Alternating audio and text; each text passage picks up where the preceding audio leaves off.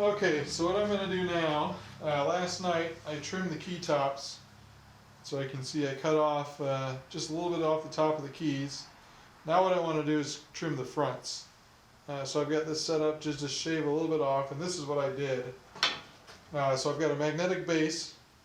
Right now I've set that. What I did is I took my miter block here with the key, and I can touch this. I can hold this perpendicular to the miter block. I've just got a piece of wood here to help keep that perpendicular, and I can touch it off of the magnetic base. And then as I hold everything firm, I can slide it forward and it will just shave off the material off the front. So I can slide that in, and I can be careful to try to avoid any chipping on those corners by going nice and slow. But using this as a stop gives me a consistent point that I can put the front of every key up to, and then slide it forward and back. So as long as I've got a good firm grip on it here, get it set, then as I go, I can trim them consistently. I'm going to use this little block. I'm going to clean up both ends real quick, but I'm going to use this block to dial in the amount of material I'm taking off. And I can adjust the magnetic base position to set that. So before I do it on an actual key, I want to try to take off about 20 thousandths of an inch. So I'm going to try to do that on these little pieces of scrap here.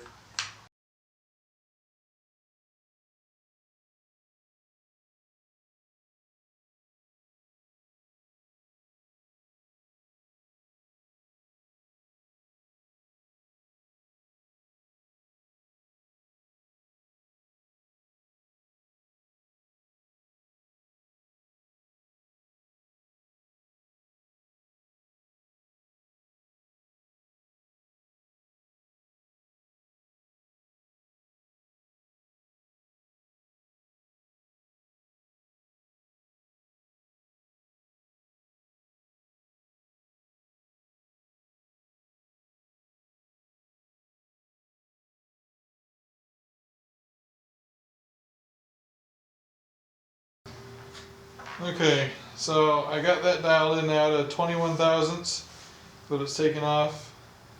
I measured it a few different times, just hovering right around the mark I wanted. So what I can do now is I can go down each of my keys, and I can use my block of wood here because the keys all have a curve. So I can use my block of wood to get that key lined up, and I can touch the key off of the tip of that, and then as I go forward, I'll shave that amount off the front of the keys to make a difference for the thickness of material there.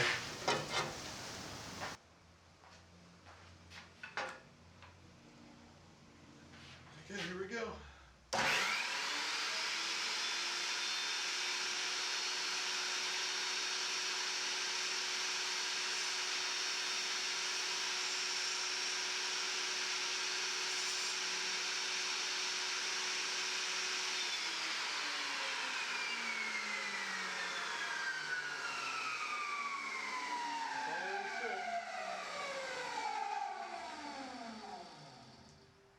It just took a little bit of material off the end.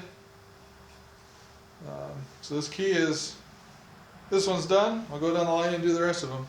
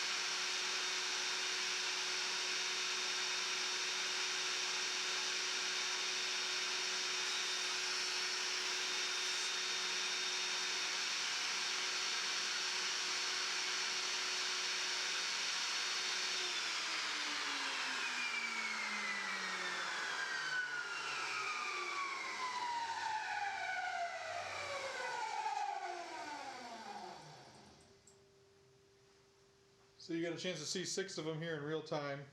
I think from here I'll go over to do a time-lapse mode to get the rest.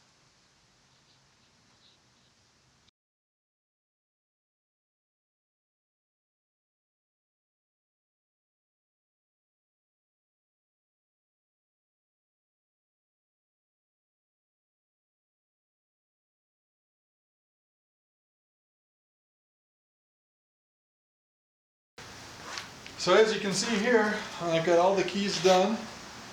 I've got the tops cut down, and then I also cut down the fronts. I've done all the whole key set for the white keys, so at this point really these guys are ready to have their new key tops glued on. So that'll be one of the next things that we do. But overall, I would say that process worked really well. And I would, if you're comfortable with the table saw and know how to use it and use it safely, it was a very effective way to trim these key tops down to get them ready for use, both with the tops and with the fronts for the new sets of key tops. So I just set a white key top up here just to show what this would look like. And you can see how well it fits on there. So it fits within the area that we cut down with about 1/2 inch to 3/4 inch left over there. So I left myself some extra clearance. Shaving down the tops accounts for this extra thickness, and the fronts for the same thing. The fronts of these keys are a little bit thicker than the old Ivory keys were. This particular key isn't going to take much for filing, but I'm sure they're not all going to be that way. But I can get those glued on a little bit, and that's just one step closer to being able to use these keys. I'll still need to rebush them and do some repair work.